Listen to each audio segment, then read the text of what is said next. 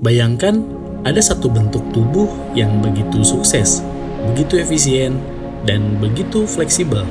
Sampai-sampai alam semesta kayak gak bisa move on dari situ dan menghasilkan begitu banyak evolusi dengan bentuk dan jenis yang saling mendekati.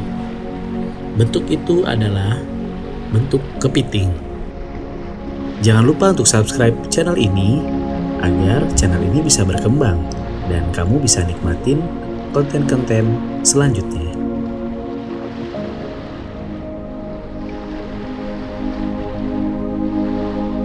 Di lautan, di pantai, di dasar laut dalam, bahkan sampai ke pucuk pohon palem, makhluk berkaki 10 ini ada di mana-mana. Mereka bisa kecil seujung kuku atau sebesar anjing. Ada yang berbulu seperti monster mitologi, ada juga yang tampilannya lebih mirip alien daripada hewan laut. Saat ini, kita mengenal lebih dari 6.800 spesies kepiting di seluruh dunia. Tapi anehnya, meskipun hidup di habitat yang sangat berbeda dan menjalani gaya hidup yang nggak kalah ekstrim, bentuk mereka tetap mirip. Kenapa bisa begitu? Jawabannya ada pada salah satu fenomena paling absurd dalam dunia biologi, carcinization. Carcinization itu sederhananya begini. Dalam sejarah evolusi, berkali-kali hewan krustasea yang awalnya bukan kepiting berevolusi menjadi mirip kepiting. Padahal mereka bukan satu garis keturunan. Ini bukan satu grup yang sama-sama berubah secara linear. Ini evolusi terpisah di tempat dan waktu yang berbeda. Yang semua tiba-tiba entah kenapa jadi kepiting. Bayangin kalau makhluk hidup berkali-kali berubah bentuk jadi naga, atau semua jalur evolusi malah berakhir jadi burung. Itu yang terjadi di dunia krustasea, tapi versi kepiting. Ilmuwan sampai menyebut ini sebagai semacam obsesi evolusi terhadap bentuk kepiting. Seolah-olah bentuk tubuh kepiting itu adalah template ideal bagi kehidupan laut. Kaki menyamping, tubuh pipih, capit besar di depan, dan cangkang keras melindungi. Kayak formula sukses yang terus dicetak ulang. Yang menarik, ini nggak terjadi 1-2 kali, tapi setidaknya 5 kali dalam sejarah evolusi. Hewan-hewan yang awalnya bukan kepiting, berevolusi menjadi mirip kepiting. Secara teknis, mereka bukan kepiting sejati, tapi disebut false crabs. Tapi bentuknya 90% sama.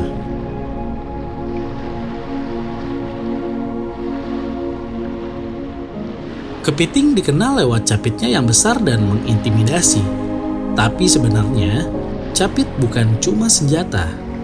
Itu adalah alat multifungsi yang jadi perpanjangan tubuh mereka untuk menyentuh dunia. Capit dipakai buat menggali pasir, membawa makanan ke mulut, hingga memanipulasi benda kecil di sekitar. Dalam beberapa eksperimen, kepiting bahkan mampu menggunakan alat sederhana untuk mencapai makanan yang tidak terjangkau. Ini bukan cuma soal kekuatan, tapi juga kecerdasan motorik. Tapi kekuatan tetap jadi bagian penting. Beberapa spesies, seperti kepiting kelapa dan kepiting jantan dari genus Haikea, bisa menghancurkan cangkang kerang dengan tekanan luar biasa. Bahkan, ada laporan kapal selam yang terganggu karena kabel bawah laut terputus oleh capitan kepiting besar. Kemungkinan karena mereka mengira itu akar mangrove atau musuh yang masuk ke wilayahnya. Ini bukan hanya refleks. Kepiting bisa mengukur kapan harus mencapit, kapan harus mundur. Dan yang menarik, tidak semua capit digunakan untuk bertarung. Lihat saja kepiting fiddler jantan yang punya satu capit berukuran sangat besar, bahkan bisa mencapai separuh dari berat tubuhnya.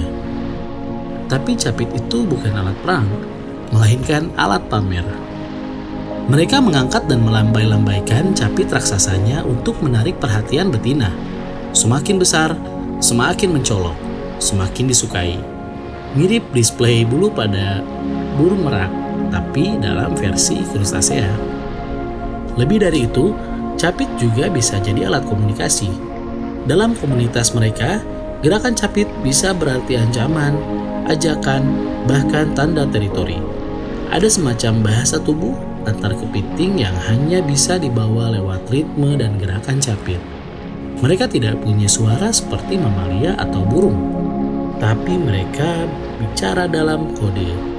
Di balik bentuknya yang kasar dan primitif, ada interaksi sosial yang rumit dan elegan.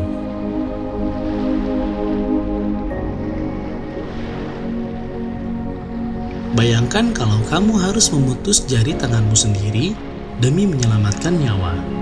Kedengarannya ekstrim, tapi buat kepiting, ini adalah strategi bertahan hidup yang sudah jadi bagian dari insting mereka. Proses ini disebut autotomi, kemampuan melepaskan bagian tubuh dengan sadar, biasanya kaki atau capit, saat merasa terancam. Ketika terjebak atau digigit predator, kepiting bisa dengan cepat memutus bagian tubuh itu, lalu kabur sambil menyisakan bagian yang terlepas sebagai umpan. Yang luar biasa, proses ini bukan reaksi panik acak. Di titik tertentu, pada setiap kaki kepiting, ada semacam garis potong biologis, semacam sendi lemah yang dirancang alam untuk dilepas. Saat dilepas di titik ini, luka yang dihasilkan minimal pendarahannya, dan langsung mulai menutup dengan cepat. Ini bukan cedera sembarangan, tapi semacam prosedur darurat otomatis yang dirancang dengan presisi evolusi jutaan tahun. Namun autotomi bukan tanpa risiko. Melepaskan kaki artinya kehilangan kemampuan bergerak atau bertahan, terutama kalau bagian yang dilepas adalah capit utama.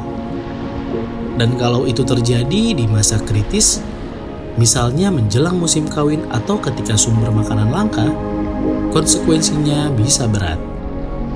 Itulah kenapa kepiting tidak sembarangan melakukan autotomi.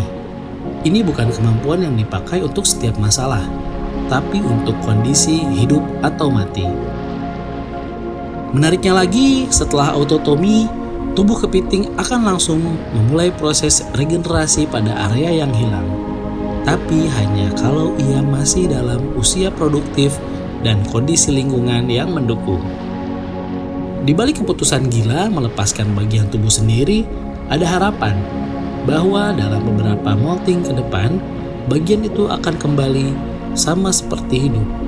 Kadang yang perlu kita lakukan adalah berani kehilangan sesuatu demi bisa bertahan lebih lama.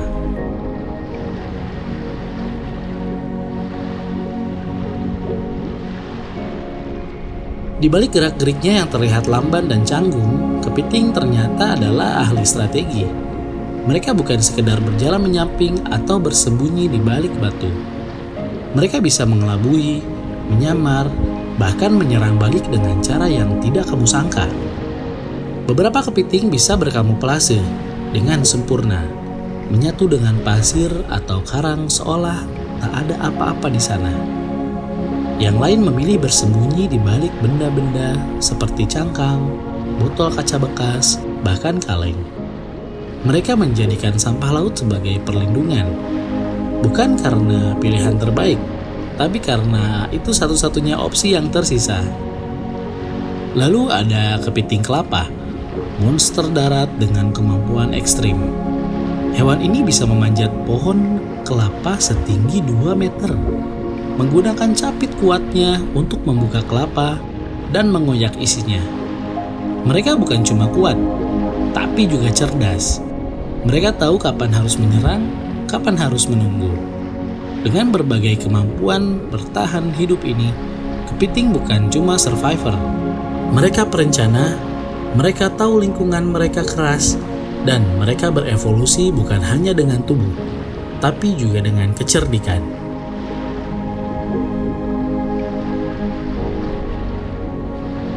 Mereka bukan predator utama, bukan juga makhluk yang disanjung karena kecantikan, Tapi justru di balik posisinya yang sederhana, kepiting menyimpan peran yang vital. Tanpa mereka, laut tak akan bersih. Tanpa mereka, ekosistem bisa lumpuh diam-diam. Setiap bangkai yang mereka makan, setiap butir pasir yang mereka saring, adalah bagian dari siklus kehidupan yang lebih besar. Mereka membersihkan, menjaga, menyeimbangkan. Semua tanpa pernah diminta tepuk tangan. Kepiting adalah pekerja latar yang membuat panggung laut tetap berjalan. Dan kita seringkali tak melihat itu. Kita hanya melihat makhluk aneh yang jalannya menyamping, yang bentuknya lucu atau aneh. Tapi jika kita mau menengok lebih dalam, kita akan menemukan bahwa di balik setiap capit dan cangkang ada makhluk tangguh yang bekerja diam-diam demi dunia yang lebih baik. Karena di balik alam selalu ada yang tersembunyi, dan kepiting adalah salah satu rahasia terbaiknya.